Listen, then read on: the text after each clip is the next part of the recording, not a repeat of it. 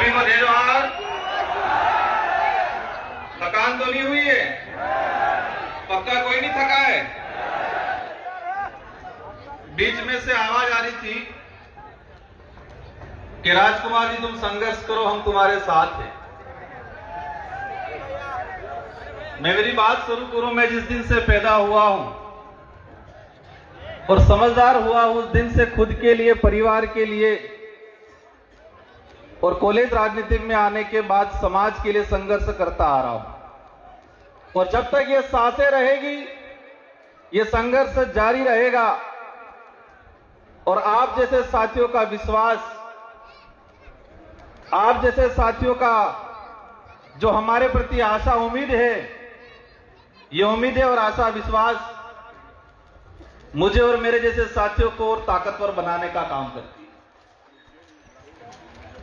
मैं इस कार्यक्रम को सफल बनाने के लिए कई दिनों से इस पंडाल को, इस जगह को व्यवस्थित बनाने वाले और इस पंडाल में बैठने की व्यवस्था करने वाले वॉलंटियर साथी, गाड़ियों की पार्किंग की व्यवस्था करने वाले वॉलंटियर साथी, इस आयोजन को दिल से सच्ची नीति के साथ सफल बनाने वाले सभी साथियों को धन्यवाद देना चाहूंगा। 33वें आदिवासी सांस्कृतिक महासम्मेलन, इस सम्मेलन में पूरे देश के आदिवासी समुदाय इस हमारे पंडाल में विराजमान है। और सुबह से लगा के अनेक सोपानों के अंदर कार्यक्रम सफल हुए। 1-1:30 बजे हम पहुंचे और तब से अनेक वक्ताओं को सुना। आपने भी सुना, मैंने भी सुना। सबने अच्छी अच्छी बातें की। अधिकतर बातों पे तालियां बजी, अधिकतर बातों पे जयकारे लगे। एक बात कॉमन निकल के आई कि हमें संघर्ष करना है। सभी वक्ताओं की तरफ से जो बात आई उसमें एक कॉमन निकल के आई कि हमें संघर्ष करना है। और यह संघर्ष किस लिए करना है? अपने समाज के हक अधिकारों के लिए करना है, जल जंगल जमीन बचाने के लिए करना है। और फिर बात आई कि संघर्ष कैसे करेंगे? तो एकजुट होंगे तो संघर्ष होगा, ये बात आई। फिर नारे लगे, एक तीर एक कमान, आदिवासी एक समान। हम जिस मंच से, जिस जगह से हम बोलते हैं, हम जहां खड़े हैं, हम जहां बैठे हैं, अगर इस शब्द की यही पालना नहीं होती है तो संगठित नहीं हो सकते। और संगठित नहीं हो सकते तो हम संघर्ष नहीं कर सकते हमारे हक अधिकारों के लिए।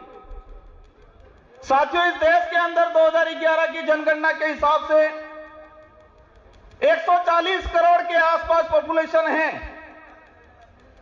और इसमें आदिवासियों की बात आती है, 10 करोड़ 43 लाख आदिवासी समुदाय जो रिकॉर्डली है। 3 से 4 करोड़ आदिवासी अपने कागजी आदिवासी प्रमाण पत्र लेने के लिए संघर्ष कर रहा है देश में। आज 2026 है और 2026 के हिसाब से अगर बात करें तो भारत देश के अंदर रिकॉर्डली जो आदिवासी है 13 करोड़ के आसपास है। और 5 करोड़ के आसपास संघर्ष कर रहा है। नॉर्थ ईस्ट का देख लो, साउथ का देख लो, हमारे गुजरात का देख लो, महाराष्ट्र का देख लो। और जो 13 करोड़ आदिवासी है, इनमें से अधिकतर संघर्ष कर रहे हैं। मेरे राजनीतिक जीवन में मुझे 2 बार विधायक बनने का अवसर मिला मेरे विधानसभा क्षेत्र की जनता की ओर से। और आप जैसे साथियों की बदौलत मेरे संसदीय क्षेत्र बांसवाड़ा डूंगरपुर की जनता की वजह से मुझे सांसद बन के अवसर मिला। मैं बैठे बैठे विचार कर रहा था, कई साथी पूछ रहे थे, राजकुमार जी आपका नंबर कब आ रहा है? मैं मन ही मन हंस रहा था कि देश की संसद में रात की 1:30 बजे तक बैठता हूं हमारे आदिवासी भाइयों की आवाज उठाने के लिए। तो यहां पर मुझे 5 बजे तक बैठने में कोई दिक्कत नहीं है। जिस देश की संसद में भूखे प्यासे रात की 1:30 बजे तक बैठा हूं आदिवासियों की आवाज बनने के लिए, तो मुझे यहां पर रात की 6 बजे 7 बजे 8 बजे तक बैठने में कोई दिक्कत नहीं है। मन ही मन हंस रहा था। साथियों, संघर्ष करना है तो संघर्ष करना है तो पेशेंस रखना है हम सबको। मैं बात कर रहा था 13 करोड़ के आसपास आदिवासी है इस देश के अंदर रिकॉर्डली। पूर्व में पेशा कानून को लेके, 5वीं अनुसूची को लेके, फॉरेस्ट राइट एक्टों को लेके बात हुई, तो 13 करोड़ में से अधिकतर आदिवासी समुदाय संघर्ष कर रहा है। कोई आरक्षण के लिए कर रहा है, कोई अपना घर बचाने के लिए कर रहा है, कोई अपनी पहचान को जिंदा रखने के लिए कर रहा है, कोई जल जंगल जमीन के लिए कर रहा है। फॉरेस्ट राइट एक्ट की पूर्व वक्ताओं ने बात की, भारत देश के अंदर 25 लाख वन अधिकार अधिनियम के दावे प्रक्रियाधीन पेंडिंग पड़े हुए हैं। 25 लाख। एक परिवार में 5 सदस्य भी अगर मान लेते हैं तो 1,25,30 लाख के आसपास जनसंख्या हुई। मतलब यह हुआ पहला संघर्ष कि वन विभाग के अंदर रहने वाला भारत देश का आदिवासी 1,30 लाख के आसपास, जो सरकारी रिकॉर्ड है, मेरा रिकॉर्ड नहीं है, जो फॉरेस्ट राइट एक्ट के तहत दावे प्रक्रियाधीन चल रहे हैं, 1,30 लाख आदिवासी वन विभाग में बैठा हुआ संघर्ष कर रहा है और कागज में नहीं आया है रिकॉर्ड में, वो 1 करोड़ और होगा। देश के अंदर वन विभाग के बाद चारागाह बिलाना जमीन की बात आती है, और चारागाह बिलाना जमीन की बात आती है। मैंने जो पार्लियामेंटली जो रिकॉर्ड निकाला है उससे मुझे जानकारी मिली है कि 2.5 से 3 करोड़ आदिवासी चारागाह बिलाना जमीन पे बैठा हुआ है और आज संघर्ष कर रहा है कागजी अधिकार लेने के लिए। साथियों, एक बात की बात समझना पड़ेगा, हम अधिकार की बात कर रहे हैं। इस जमीन पे हमारा पुरखाई अधिकार है, हम कहते हैं इस देश के मूल मालिक हैं, लेकिन कागजी अधिकार के लिए संघर्ष कर रहे हैं। कौन सा अधिकार चाहिए? कागजी अधिकार। उस जमीन पे आजादी से पहले हमारे बाप दादा बैठे हैं, उन्होंने कुआं खोदा है, मकान बनाया है, लेकिन उसके पास कागज नहीं है। अब यह समझने पड़ेगा कागज कब जाएगा उस परिवार में, उस समाज में। जब एजुकेशन जाएगा, स्कूल जाएगी, पढ़ा लिखा होगा तो कागज जाएगा। जिस समाज में एजुकेशन ही नहीं गया, आज पहली पीढ़ी एजुकेशन प्राप्त कर रही है और उनसे कहा जाता है कि अधिकार हो तो कागज दो। एक कागजी अधिकार। हम प्रयास करेंगे। देश के अंदर अनेक शोध संस्थाएं हैं, इसरो है, बड़े बड़े सैटेलाइट लगे हुए हैं, तो उन सैटेलाइटों से पता क्यों नहीं लग रहा है कि आदिवासी कब से बैठा हुआ है उस धरती पे, उससे कागज क्यों मांगा जा रहा है?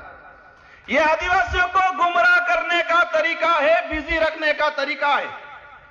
सैटेलाइटों से छोटी छोटी चीजें कवर हो रही है और उस पर भी मैंने जाने का काम किया, लेकिन यह सैटेलाइट और यह सरकार, हमारे पूर्व जनजाति आयोग के अध्यक्ष जी ने कहा कि 2005 से पहला बैठा हुआ हर आदिवासी को पट्टा मिलना चाहिए, लेकिन सरकार क्या कह रही है?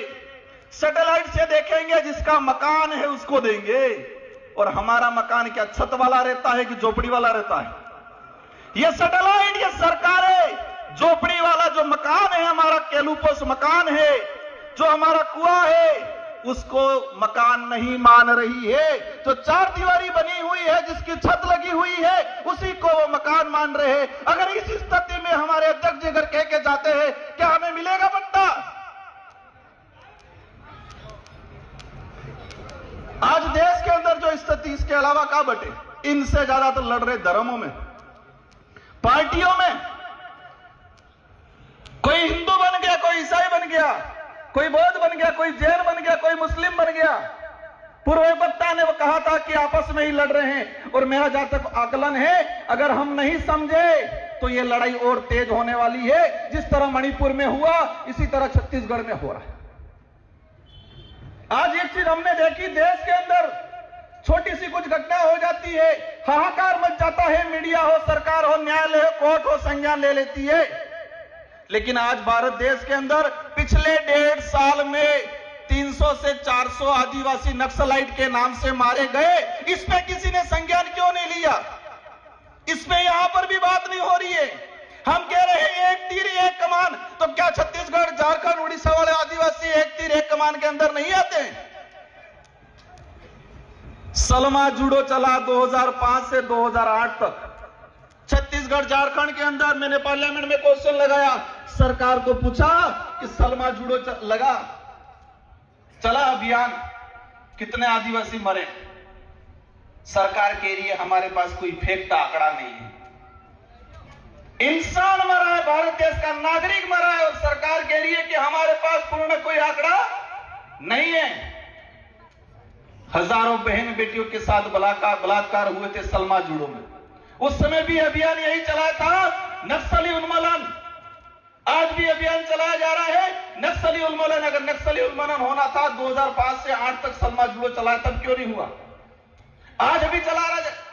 मैंने देश के गृह मंत्री जी से भी यह सवाल लगाया, पूछा है कि जिस आदिवासी 14 साल की बच्ची को हाथ में हथियार मिला है, क्या वो पैदा होने से पहले ही हथियार लेके आई थी? क्या बात? 14 साल 15 साल की बच्ची, वो चाइना के हथियार हैं। आप सभी न्यूज चैनल में देख रहे होंगे, जो हथियार आदिवासियों से बरामद हो रहा है, क्या वो आदिवासी चाइना जाके हथियार लेने गया? उन आदिवासियों को हथियार पकड़ाने वाले कौन उद्योगपति है, कौन राजनेता है? जब तक इनका खुलासा नहीं होगा, आदिवासी इधर भी रहेगा, फौज में भी आदिवासी, उधर भी आदिवासी। मर कौन रहा है? आदिवासी मर रहा है। आदिवासी नहीं होती देश का किसान कौम का, गरीब कौम का आदमी मर रहा है, वो भी फौज में कौन जाएगा? क्या उद्योगपति अडानी अंबानी का बेटा जाएगा फौज में? आज देश के अंदर हजारों हेक्टर, लाखों हेक्टर जमीन पिछले 5 सालों के अंदर लीज पे दिए फॉरेस्ट। एक चीज देखा, मेरे अंदर भी पहले डर था, जो कोई कार्यक्रम कराते उनको भी डर रहता है कि कोई कुछ बोल नहीं दे, पीछे हमारे को पुलिस पूछेगी। डर से लड़ाई नहीं लड़ी जाएगी। डरोगे तो मरोगे। हम सच्चाई के लिए लड़ रहे हैं तो लड़ना पड़ेगा। अगर हम जो बात बोल रहे हैं, सरकार लिख के दे दे ये गलत है, जो बात हम पार्लियामेंट में बोल सकते हैं, वो बात इस मंचों से भी होनी चाहिए आप लोगों के द्वारा। मैंने कहा था मुझे बारी नहीं मिलेगी चलेगा। मैंने यह भी कहा था कि मुझे नहीं बोलना, मैं सुनना चाहता हूं। साथियों, मैंने पिछले सम्मेलन आयोजन कमेटी का सम्मान करता हूं सभी का। मैंने पिछली बार में कहा था कि हम जो हर साल आयोजन करते हैं, जितने जो वक्ता अपनी बात रखते हैं, एक मेमोरेंडम बनाए, प्रस्ताव बनाए, और वही डेलीगेशन राष्ट्रपति से मिले, प्रधानमंत्री से मिले, सारे राज्यों के मुख्यमंत्री से मिले। ये करना पड़ेगा। बाकी हम सांसद बन जाएंगे, विधायक बन जाएंगे, इनमें से बैठे फिर जो जिनके मंशा है वो बन जाएंगे, होना कुछ नहीं है। देश के अंदर 47 आदिवासी सांसद आते हैं। मेसा कानून, 2.5 से 3 करोड़ आदिवासी नगर निकाय, नगर पालिका क्षेत्र के अंदर आज अतिक्रमणकारी के रूप में उसकी पहचान की जा रही है। 2.5 से 3 करोड़ आदिवासी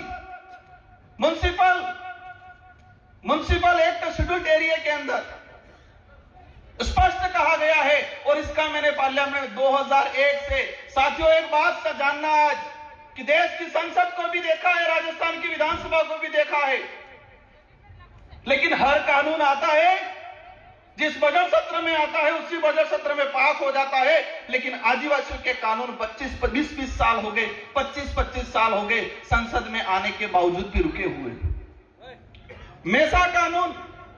मेसा कानून 2000 में आया, 2003 में इसकी कमेटी की रिपोर्ट आ गई, और आज तक पेंडिंग पड़ा हुआ है, क्योंकि वो आदिवासी के हित का था।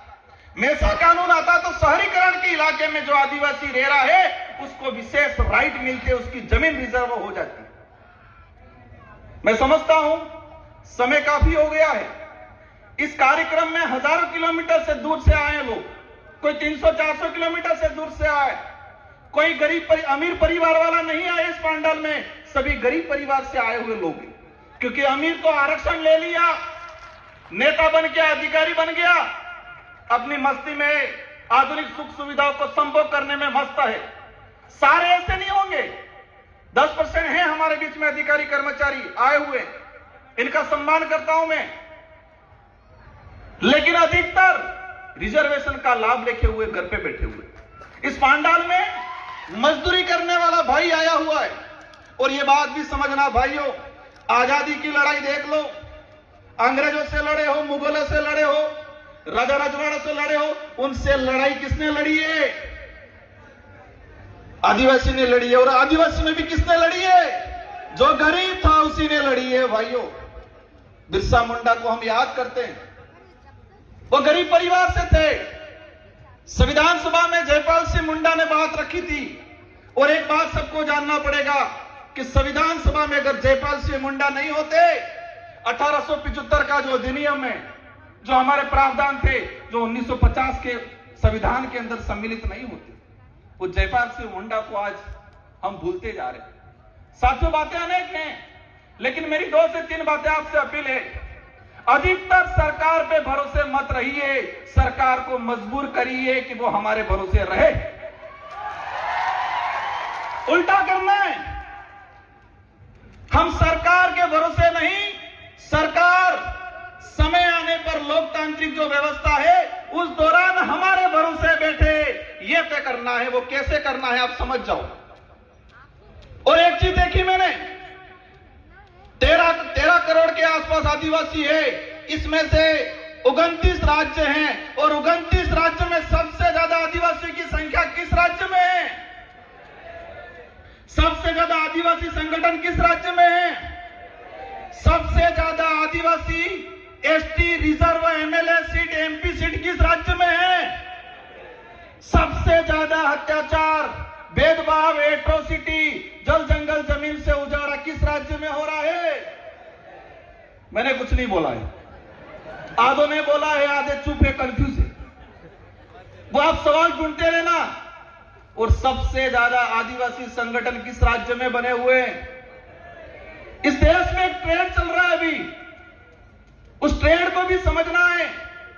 ट्रेंड ये चल रहा है कि कोई सामाजिक घटना होती है, सामाजिक आंदोलन होता है, और वहां थोड़ा पढ़ा लिखा आदमी जाके तेज तर्रार भाषण दे देता है। अब भाषण दे देता है तो सबकी निगाहें उस व्यक्ति की तरफ होती है, तो वो लीडर बनता है। और जो लीडर बनता है